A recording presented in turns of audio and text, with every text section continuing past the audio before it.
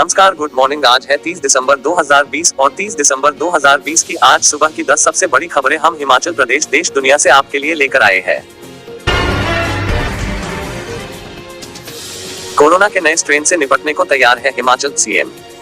हिमाचल प्रदेश के सीएम जयराम ठाकुर ने कहा कि कोरोना के नए स्ट्रेन को लेकर हिमाचल सतर्क है। विदेशों से हिमाचल आ रहे नागरिकों पर पूरी निगरानी रखी जा रही है। मीडिया से बातचीत के दौरान उन्होंने कहा कि हिमाचल प्रदेश सरकार केंद्र सरकार की एडवाइजरी के मुताबिक एहतियात बरत रही है। हिमाचल में स्वास्थ्य विभाग ने ट्रेसिंग का अभियान चलाया हुआ है। नए स्ट्रेन को लेकर सभी नियमों और गाइडलाइंस का पालन करने के लिए कहा गया है। वहीं पूर्व सीएम शांता कुमार की पत्नी संतोष शैलजा के निधन पर सीएम जयराम ठाकुर ने शोक जताया है। उन्होंने कहा कि निजी तौर पर भी उनके लिए बड़ी हानि है। वे समाज सेविका और लेखन साहित्य से जुड़ी प्रबुद्ध महिला थी। उनके देहांत से पूरे साहित्य जगत का भी नुकसान हुआ। उन्होंने कहा कि इस दुख की घड़ी में पूरा प्रदेश पूर्व सीएम शांता कुमार व उनके परिवार के साथ खड़ा है। शहरी विकास मंत्री सुरेश भारद्वाज ने भी संतोष शैलजा के निधन पर शोक जताते हुए उनकी आत्मा की शांति के लिए प्रार्थना की है। मैं उनकी इस मृत्यु पर शोक व्यक्त करता हूं और उनके परिवार को और विशेष तौर से श्री शांता कुमार जी को ऐसे दुख के इस क्षण में ईश्वर उनको शक्ति दे, उसको सहन करने के लिए ईश्वर से प्रार्थना करता हूं। और शांता जी की धर्मपत्नी शैलजा जी एक शिक्षा के क्षेत्र से जुड़ करके उन्होंने बहुत बड़ा अपना योगदान दिया है और उस दृष्टि से बहुत सारी किताबों में लेखन के रूप में आज भी उनको पढ़ा जाता है। एक अच्छे लेखक के नाते उन्होंने अपना जो योगदान दिया है उसको हमेशा हम स्मरण करते रहेंगे। लीज पर दिए जाएंगे घाटे में चल रहे पर्यटन विकास निगम के होटल। घाटे में चल रहे निगम के कुछ होटलों को लीज पर देने पर विचार चल रहा है। इससे निगम को अतिरिक्त राजस्व प्राप्त होगा और इनमें तैनात कर्मचारियों की सेवाएं अन्य स्थानों पर ली जा सकती हैं। इसी प्रकार अरसे से उपयोग में नहीं लाई जा रही सड़क किनारे सुविधाओं को भी अन्य विभागों को या पट्टे पर हस्तांतरित किया जाएगा। मंगलवार को पर्यटन विकास निगम के निदेशक मंडल की 155वीं बैठक में मुख्यमंत्री जयराम ठाकुर यह बात कही। बैठक में बताया गया कि कोरोना संकट काल में निगम को 44.82 करोड़ के राजस्व का नुकसान उठाना पड़ा है। बीते वर्ष 1 अप्रैल से 30 नवंबर तक पर्यटन निगम को 63.82 करोड़ का राजस्व प्राप्त हुआ था। इस वर्ष कोरोना महामारी के चलते सिर्फ 18.42 करोड़ रुपए की ही आमदनी हुई। हालांकि क्वारंटीन सुविधा देकर निगम ने इस अवधि में 70 लाख रुपए कमाए। सीएम ने निगम की इकाइयों को लाभप्रद बनाने के लिए अधिक सक्रिय और व्यावसायिक दृष्टिकोण अपनाने पर बल दिया। निगम को बुकिंग और ऑक्यूपेंसी के लिए लक्ष्य निर्धारित किए जाने चाहिए और प्रतिस्पर्धा की भावना से कार्य करना चाहिए। बैठक में मुख्य सचिव अनिल खाची, अतिरिक्त मुख्य सचिव प्रबोध सक्सेना, मुख्यमंत्री के प्रधान सचिव जेसी शर्मा, सचिव पर्यटन देवेश कुमार, निदेशक पर्यटन एवं नागरिक उड्डयन यूनुस और निगम की प्रबंध निदेशक कुमुद सिंह सहित कई अन्य वरिष्ठ अधिकारी मौजूद रहे। सीएम ने कहा कि निगम ने अगले वर्ष 31 मार्च तक अपने सभी होटलों में 40% छूट दी है। पहले पर्यटकों को 25 से 40% की छूट मिल रही थी। कोविड के बावजूद निगम की परिसंपत्तियों में ठहरने वाले पर्यटकों की संख्या बढ़ी है। निगम के मौजूदा कर्मचारियों के प्रशिक्षण पर जोर दिया जाना चाहिए ताकि वे पर्यटकों को बेहतर सुविधाएं प्रदान कर सकें। 108 और 102 एम्बुलेंस सुविधा देने वाली जीवीके कंपनी का टेंडर रद्द। 108 और 102 एम्बुलेंस सुविधाएं देने वाली जीवीके कंपनी का टेंडर सरकार ने रद्द कर दिया है, जबकि अन्य 11 कंपनियों ने स्वास्थ्य सुविधा देने के लिए सरकार के समक्ष आवेदन पत्र दाखिल करवाए हैं। कंपनी व कर्मचारियों के बीच चल रहे विवाद को लेकर नेशनल हेल्थ मिशन ने 15 जनवरी तक नए टेंडर करने का ऐलान किया था। इसके बाद जीवीके कंपनी के आवेदन को सरकार ने ठुकरा दिया है। प्रदेश भर में स्वास्थ्य सुविधाएं देने के लिए नए टेंडर खुलते ही अब तक 11 कंपनियों के आवेदन सरकार के पास पहुंचे हैं। गौर हो कि कई वर्षों से वेतन बढ़ोतरी पर चल रही एम्बुलेंस कर्मियों की मांगों को लेकर लेबर कोर्ट ने कंपनी को जल्द बैठक करने के निर्देश दिए थे। इस पर कंपनी ने मंगलवार को सोलन के निजी होटल में बैठक करने की सूचना कर्मचारियों को दी थी, लेकिन इस बैठक को स्थगित कर दिया गया। बताया जा रहा है कि शिमला स्थित सीजेएम कोर्ट के समक्ष कंपनी कर्मचारियों को दी गई वेतन स्लिप दिखाने में असफल रही।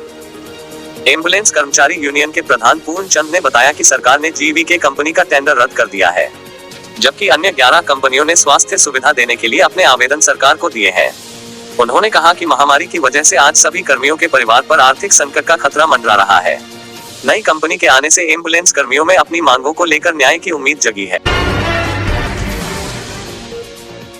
मतदाता सूची से बाहर कर दिए सैकड़ों मतदाता, सीएम कार्यालय पहुंची शिकायत। मतदाता सूची से सैकड़ों मतदाताओं के नाम गायब करने की शिकायत सीएम कार्यालय में पहुंची है। मुख्यमंत्री जयराम ठाकुर ने कहा कि वह इस बारे में राज्य चुनाव आयोग से बात करेंगे कि ऐसा क्यों किया गया है। दिलचस्प तो यह है कि विधानसभा और लोकसभा चुनाव के दौरान मतदान करने वाले लोग भी सूची में शामिल नहीं हैं। यह मामला शिमला जिला की कुछ पंचायतों में सामने आया है। इससे मतदाताओं में नाराजगी है कि वे अपने लोकतांत्रिक अधिकार का प्रयोग नहीं कर पा रहे हैं। इनमें बहुत से लोगों ने विधानसभा और लोकसभा चुनाव के दौरान मतदान किया है। कई लोग ऐसे हैं जो लोकसभा और विधानसभा चुनाव के दौरान मतदाता सूची में शामिल हुए थे। उन्होंने उस वक्त मतदान भी किया था। इनमें नवविवाहिताएं या 18 साल के हो चुके कई युवा भी शामिल हैं। युवाओं ने पहली बार मताधिकार का प्रयोग करना था। सीएम से पूछा गया तो उन्होंने कहा कि मताधिकार से कोई वंचित नहीं होना चाहिए। इस बारे में चुनाव आयोग से बात की जाएगी। पॉजिटिव और होम क्वारंटीन व्यक्ति भी डाल सकेंगे वोट, एक दिन पहले देनी होगी सूचना। हिमाचल प्रदेश चुनाव आयोग ने मंगलवार को आदेश जारी किए हैं कि कोरोना पॉजिटिव और होम क्वारंटीन मतदाता भी शहरी निकाय और पंचायती राज संस्थाओं के चुनाव में वोट डाल पाएंगे। आयोग की जारी एसओपी के अनुसार ऐसे मतदाताओं से पहले पूछा जाएगा कि क्या वे मतदान करना चाहते हैं। सामान्य वोटरों के वोट देने के बाद कोविड वोटर 4 बजे से मतदान कर सकेंगे। इस दौरान शारीरिक दूरी और एसओपी का भी सख्ती से पालन करना होगा ताकि मतदान के समय संक्रमण न फैले। कोविड संक्रमित होम क्वारंटीन और कोविड पॉजिटिव की अलग कतारें लगेंगी। चुनाव आयोग से निर्देशों के अनुसार मुख्य चिकित्सा अधिकारी या स्वास्थ्य नोडल अधिकारी एक दिन पहले ऐसे वोटरों की सूचना चुनाव अधिकारी को देंगे। ऐसे वोटर का नाम, पता और मोबाइल नंबर उपलब्ध कराया जाएगा। यह जानकारी नोडल अधिकारी के अधीनस्थ कर्मी, पटवारी या पंचायत सचिव सुरक्षित तरीके से जुटाएंगे। चुनाव अधिकारी संबंधित मतदान केंद्र के संबंधित पीठासीन अधिकारी को ऐसे वोटरों की सूचना देगा।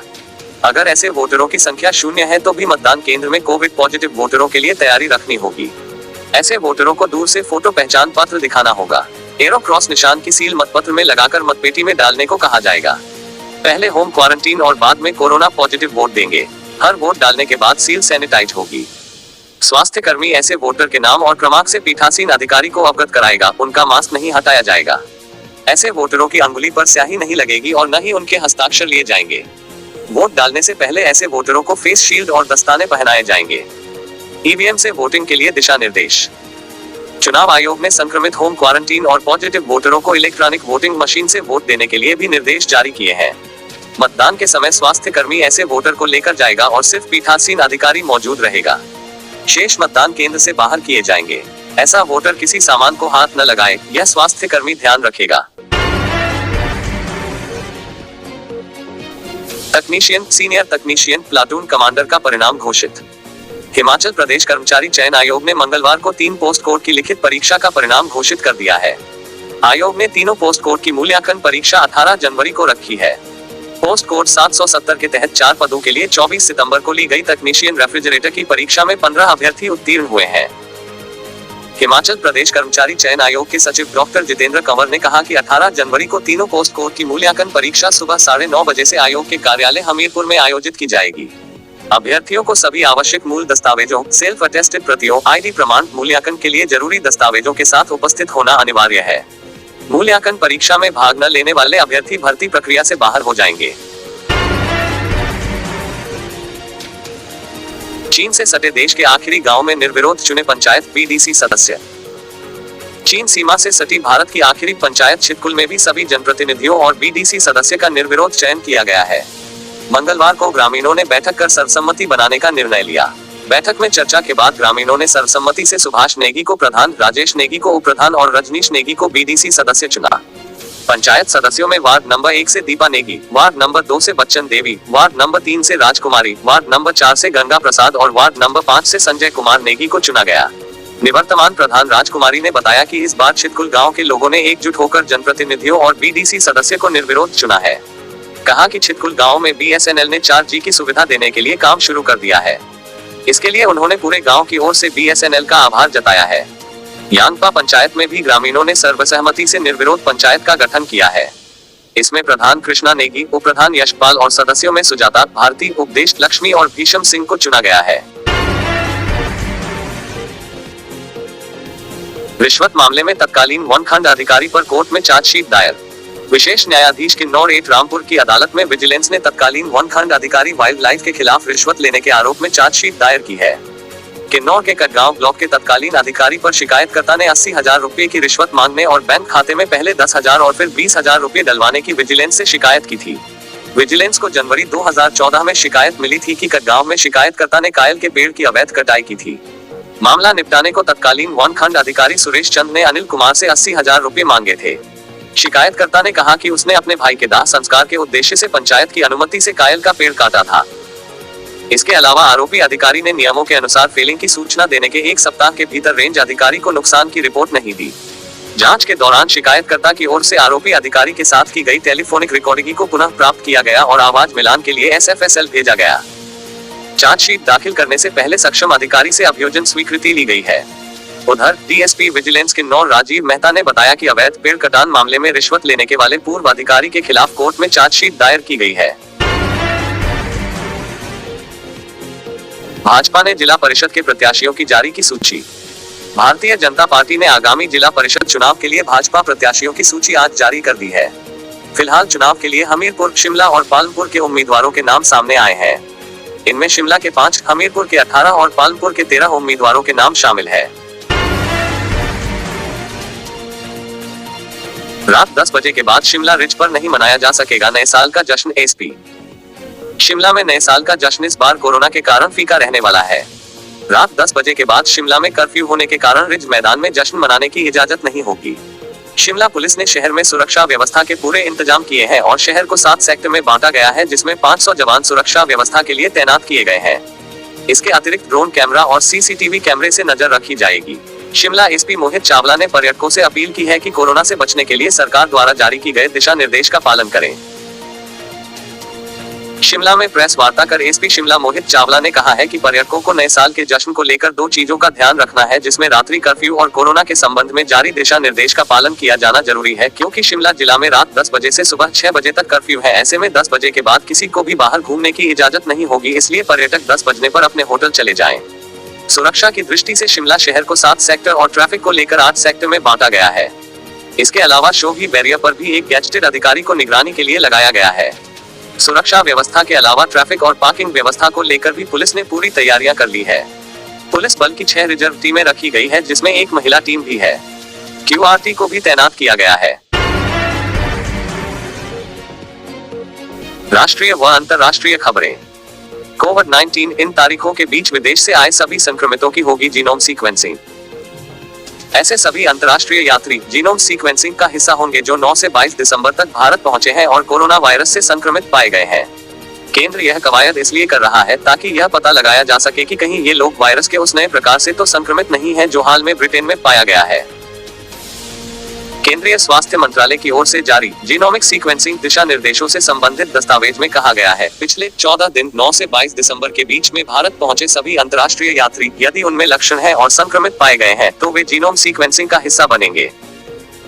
उल्लेखनीय है कि ब्रिटेन में पाया गया कोरोना वायरस का नया प्रकार अब तक Denmark, Netherlands, Australia, Italy, Sweden, France, Spain, Switzerland, Germany, Canada, Japan, Lebanon और सिंगापुर में भी मिल चुका है। वैज्ञानिकों को अनुसार यह नया स्ट्रेन मूल वायरस के मुकाबले 70% अधिक संक्रामक है। ईरान ने शुरू किया स्वदेश में विकसित वैक्सीन का पहला मानव परीक्षण। ईरान में घरेलू तौर पर विकसित कोरोना वायरस के टीके वैक्सीन की सुरक्षा और असर का पहला अध्ययन मंगलवार को शुरू हो गया। संक्रमण से बुरी तरह प्रभावित इस देश में दर्जनों लोगों को इसे लगाया जाना है। ईरान में सरकारी स्वामित्व वाले फार्मास्यूटिकल संघ में शामिल शिफा फॉर्मेड ने टीके का विकास किया है। ईरान पश्चिम एशिया में कोविड-19 से सबसे बुरी तरह प्रभावित हुआ है। यह पहला टीका है जो मानव परीक्षण के स्तर पर पहुंचा है। राष्ट्रपति हसन रूहानी ने कहा है कि ईरान एक और टीके के उत्पादन के लिए किसी दूसरे देश के साथ साझेदारी कर रहा है, जिसका फरवरी में मनुष्यों पर परीक्षण किया जा सकता है। उन्होंने इससे ज्यादा कुछ नहीं कहा। ईरान में अब तक 12 लाख से अधिक लोग संक्रमित हो चुके हैं और करीब 55,000 लोगों की जान जा चुकी है। कोविड बुलेटिन 6 महीने बाद दैनिक मामलों की संख्या 17,000 से कम हुई। केंद्रीय स्वास्थ्य मंत्रालय और नागरिक उड्डयन मंत्रालय की ओर से मंगलवार को एक प्रेस वार्ता का आयोजन किया गया। इसमें बताया गया कि कोरोना के नए स्ट्रेन के सामने आने की वजह से ब्रिटेन के लिए उड़ानों पर लगी अस्थायी रोक अभी और आगे बढ़ सकती है। साथ ही देश में कोरोना की स्थिति की जानकारी दी गई। केंद्रीय स्वास्थ्य मंत्रालय के सचिव राजेश भूषण ने बताया कि देश में कोरोना वायरस संक्रमण के सक्रिय मामलों की संख्या महज 2.7 लाख रह गई है और इसमें लगातार गिरावट आ रही है। उन्होंने कहा कि पिछले सप्ताह देश में कोरोना वायरस संक्रमण की सकारात्मकता दर पॉजिटिविटी रेट केवल 2.25% रही। दोस्तों, अगर अभी तक आपने हमारे चैनल को सब्सक्राइब नहीं किया है तो यहाँ क्लिक करके हमारे चैनल को सब्सक्राइब कर लें। साथ ही इस नोटिफिकेशन बेल पर भी जरूर क्लिक करें, जिससे कि आप हमारे आने वाले सारे वीडियोस की नोटिफिकेशन अपने मोबाइल पर पा सकें।